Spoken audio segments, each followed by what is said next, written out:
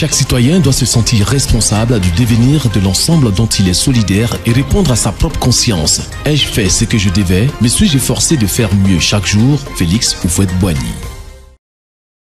Nous sommes parvenus à la 3e semaine du mois de mars et comme annoncé dans l'émission de la semaine dernière, nous commencerons à explorer dans l'émission d'aujourd'hui et dans celle à venir les voies et moyens pour vivre cette belle vertu de la joie.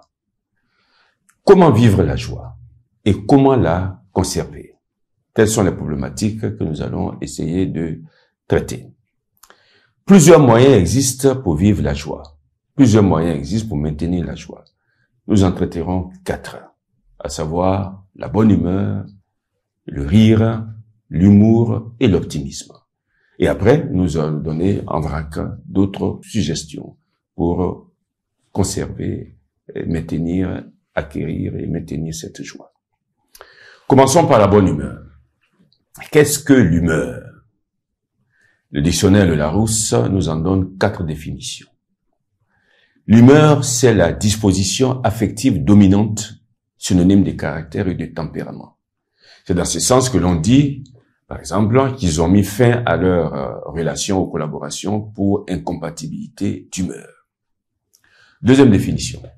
L'humeur, c'est la disposition passagère liée aux circonstances. Et là, c'est synonyme de gaieté et d'entrain. C'est dans ce sens qu'on dit de quelqu'un qu'il est d'humeur communicative, ou au contraire, de mauvaise humeur, synonyme de irrité et de morose. L'humeur, c'est la disposition à l'irritation, à la colère, synonyme d'énervement et de mécontentement. C'est dans ce sens que l'on dit d'une personne qu'elle a des accès d'humeur, ou qu'elle passe son humeur sur ses employés ou ses collaborateurs, ou pire, sur son conjoint et ses enfants. L'humeur, et c'est la 4e définition du dictionnaire de Larousse, et là nous sommes dans le domaine de la médecine, c'est le liquide contenu dans l'œil.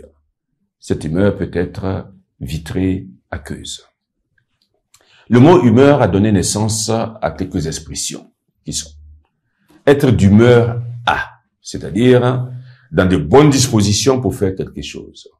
On dira par exemple que telle personne est d'humeur à sortir, pour signifier qu'elle a envie de sortir. On dit également être en humeur de, qui signifie la même chose, mais être en humeur de est beaucoup plus littéraire. Deuxième expression, humeur noire, pour parler d'une personne mélancolique, triste ou abattue. Troisième expression, humeur de chien ou humeur de dog, pour parler d'une humeur exécrable ou hargneuse. Quatrième expression, avoir ou prendre de l'humeur, c'est-à-dire être excité. Cette expression a vieilli. Aujourd'hui, on dit être de mauvaise humeur.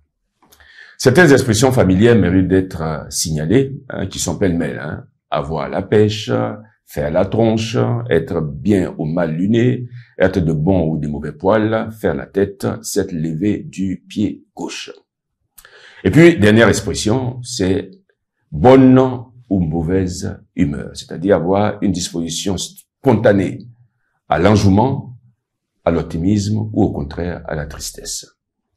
La bonne humeur, dit-on, est le poumon de la vie. Nous vous en dirons un peu plus la semaine prochaine.